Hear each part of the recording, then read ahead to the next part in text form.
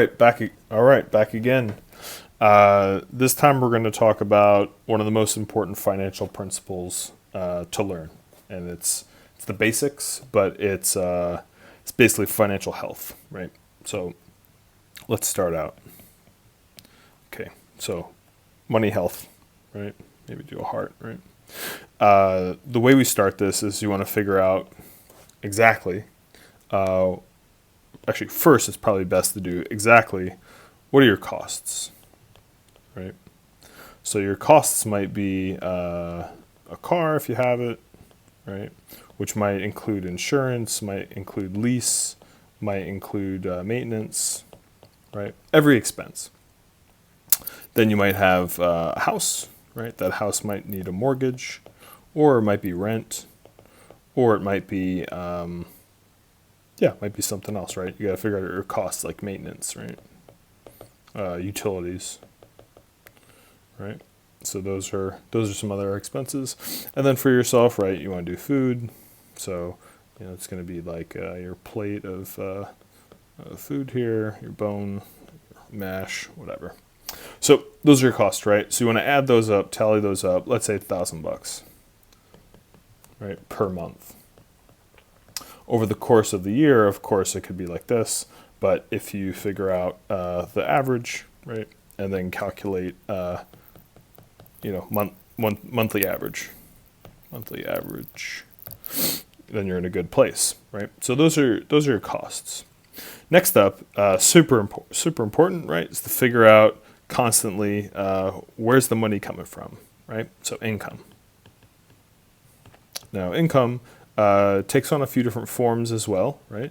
So you could have passive, right? So that might be from, let's say, some sort of rental agreement, right? So rent. It might be, you might have some investments, like let's say some stocks that punch out some cash, right? That could be interesting. And then you also might have, let's say, like an ebook online, right? That's passive too.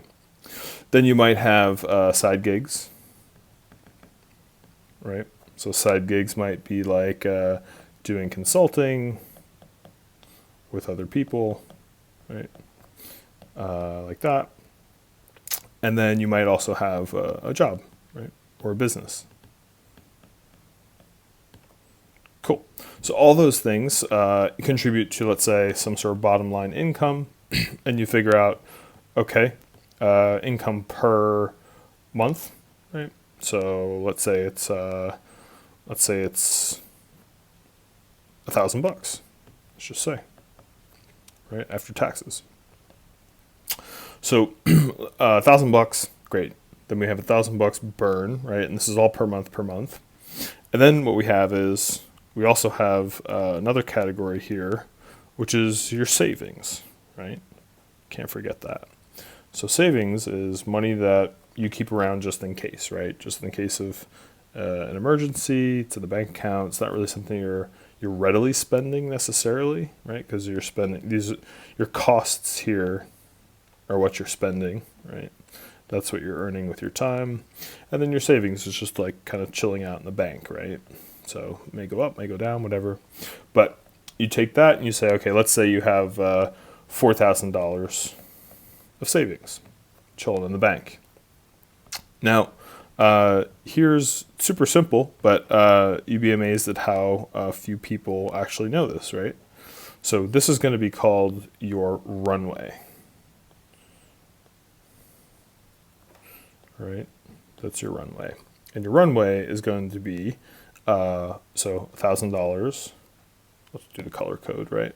So $1,000 of income minus $1,000 of expenses plus $4,000 total savings. And then what you do is then you divide, right? So then you divide by the number of months.